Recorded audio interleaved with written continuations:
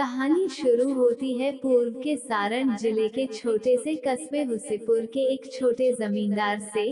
सरदार बहादुर शाही, जिनके बड़े पुत्र फतेह बहादुर शाही ने अपने पराक्रम से हुसेपुर के जमींदार से बनारस के राजा चेत सिंह की मदद से हुसेपुर पर कब्जा कर राजा बने थे। जिसके बाद राजा फतेह बहादुर शाही ने अंग्रेजों के खिलाफ जंग का ऐलान करते हुए पूर्व से आजादी की लड़ाई लड़ रहे बंगाल के नवाब मीर कासिम के साथ खड़े हो गए। बंगाल के राजा की मदद के लिए शाही ने मुंगेर से लेकर बक्सर तक सैन्य सहायता दी। जंग अंग्रेजों ने जीता। फलस्वरूप वर्ष 1765 की इलाहाबाद संधि की शर्तों के अनुसार बंगाल, बिहार और उड़ीसा राज्य की दीवानी शक्ति अंग्रेजों को मिली। जंग से हारने के बाद राजा शाही ने बेतिया और हुसेपुर राजघरानों की मदद से अंग्रेजों का विरोध किया और संयुक्त रूप से ईस्ट इंडिया कंपनी को चुनौती दी। बाद में बेतिया के शासक ने कंपनी के अधिकारियों से समझौता कर लिया, लेकिन फतेह बहादुर शाही ने हार नहीं मानी। अपने मित्र आर्या शाह की सूचना पर फतेह बहादुर शाही ने अपने सैनिकों के साथ मिलकर अंग्रेजों के लाइन बाजार कैंप पर हमला बोल दिया, जिसमें अंग्रेजों के सेनापति मिर्जाफर सहित सैकड़ों अंग्रेज मारे गए। इसी मिर्जाफर के नाम पर मीरगंज शहर का नाम मीरगंज पड़ा था। ब्रिटिश हुकूमत के लिए यह पहला मौका था कि भारत में किसी ने उन्हें इतनी बड़ी चुनौती दी हो। फतेह बहादुर शाही के मित्र आर्या शाह को जब यह लगा कि अंग्रेज उन्हें अपने कब्जे में लेकर मार डालेंगे, तब आर्या शाह ने अपने मित्र के हाथों से अपनी समाधि तैयार कराई और हंसते हुए मौत के गले लगा लिया। आर्या शाह ने यह प्रण किया था कि अंग्रेजों के हाथों नहीं मारे जाएंगे। आज अभी शाह बतरहा में आर्या शाह का मकबरा मौजूद है। अंत में थक हार कर अंग्रेजों ने फतेह बहादुर शाही के भाई बसंत शाही को मिलाकर उन्हें राज सौंपने का लालच दिया और अंग्रेजों उन्हें उकसाकर बसंत शाही से जादोपुर में 25 घुड़सवारों के साथ लगान की वसूली शुरू कर दी।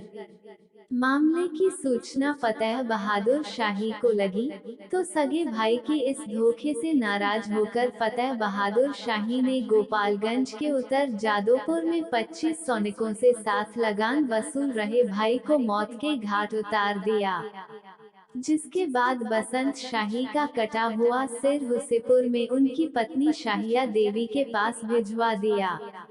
परिणाम यह हुआ कि पति के कटे हुए सिर को लेकर रानी अपनी 11 सखियों के साथ सती हो गई।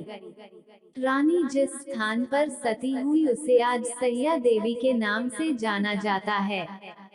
दूसरी ओर बसंत शाही की दूसरी पत्नी गर्भवती थी, जिसको बसंत शाही के विश्वासपात्र सिपाही छजू सिंह फतेह बहादुर शाही के डर से अपने गांव भरथुई, जो कि सिवान जिले में है, लेकर चले गए, जहां महेशदत्त शाही का जन्म हुआ। फतेह शाही का खौफ इस कदर था कि जीवन भर महेशदत्त शाही को फतेह शाही से छिपना पड़ा।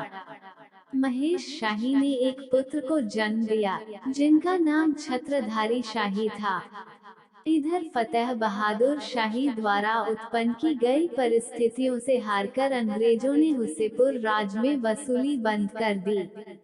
साल 1781 में जब वारेन हेस्टिंग्स को इस बात का पता चला कि, तो उसने भारी सैन्य शक्ति के साथ फतेह बहादुर शाही के विद्रोह को दबाने की कोशिश की, लेकिन असफल रहा। अपने ऊपर बढ़ते दबाव और हार न मानने की जिद के बीच फतेह बहादुर शाही ने हुसेपुर से कुछ दूर जाकर पश्चिम उत्तर दिशा में जाकर अवध साम्राज्य के बागाजोगनी के जंगल के उत्तरी छोर पर तमकोही गांव के पास जंगल काटकर अपना निवास बनाया।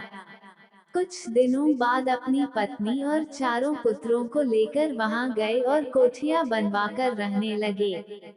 दूसरी ओर वारेन हेस्टिंग्स ने फतेह बहादुर को हराने के लिए इंग्लैंड से सैन्य बल बुलवाया, लेकिन कोई परिणाम नहीं निकल सका। इधर वारेन हेस्टिंग्स के बनारस राज पर अतिरिक्त 5 लाख का लगाया राजा चेत सिंह ने जब कर देने से इनकार कर दिया तो अंग्रेजों का कहर उन पर टूटना। अंग्रेजों से लड़ने के लिए राजा चेत सिंह ने शाही की मदद मांगी। युद्ध शुरू हुआ जिसमें फतेह शाही का बड़ा बेटा मारा गया, लेकिन अंततः अंग्रेजी सेना को चुनार की ओर पलायन करना पड़ा। उसके बाद अवध के नवाब पर बनाया गया दबाव। राजा चेत सिंह से हार मानने के बाद अंग्रेजों ने अवध के नवाब पर दबाव बनाते हुए फतेह बहादुर शाही को अपने क्षेत्र निकालने के लिए कहा, लेकिन नवाब मौन रहे। दूसरी ओर अंग्रेजों के पक्ष में जयचंदों, मानसिंह और मीर जाफरों की संख्या बढ़ती गई। महाराजा फतेह बहादुर शाही 1800 तक तमकुही राज में रहे, जिसके बाद अचानक कहीं चले गए। किंवदंती है कि वे सन्यासी हो गए, तो किसी ने बताया कि चेत सिंह के साथ महाराष्ट्र चले गए। महाराजा फतेह बहादुर शाही जब हुसेपुर छोड़कर तुमकुही में रह रहे थे, तो राजा के भाई बसंत शाही के पुत्र महेशदत्त शाही ने अंग्रेजों के संरक्षण में हथुआ में घर बनाया। फतेह बहादुर शाही के जीवित होने का विश्वास होने के कारण अंग्रेजों ने वर्षों हथुआ को राज का दर्जा नहीं दिया था। फतेह बहादुर शाही की मृत्यु की पुष्टि होने के बाद ही हथुआ को राज का दर्जा दिया गया। हुसेपुर का हथुआ राज में विलय। ईस्ट इंडिया कंपनी इस बात से चिंतित थी कि हुसेपुर का राज्य किसे सौंपा जाए।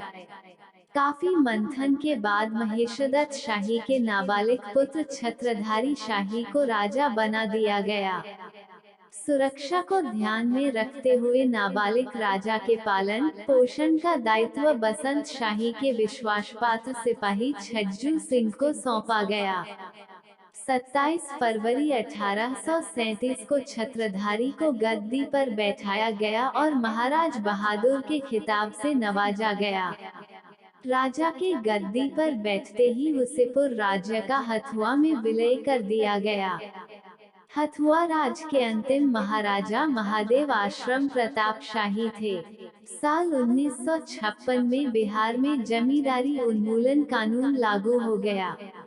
महाराजा फतेह बहादुर शाही की कीर्ति की साक्षी झरही नदी निरंतर प्रवाहित हो उनका यशोगान कर रही है। आपको जानकर हैरानी होगी कि तमकुही राज से जुड़े लोग आज भी हथुआ राज का पानी नहीं पीते हैं। कारण है कि महाराजा फतेह बहादुर शाही के साथ किए गए कुलघात और हथुआ राज को अंग्रेजों के संरक्षण बताते हुए ही तमकुही राज के लोग हथुआ राज का पानी पीना हराम समझते हैं। दूसरी ओर हथुआ और हुसेपुर को छोड़कर तमकुही में अपनी रियासत बनाने के बाद फतेह बहादुर ने हथुआ राज की तरफ पलटकर देखना भी हराम समझा।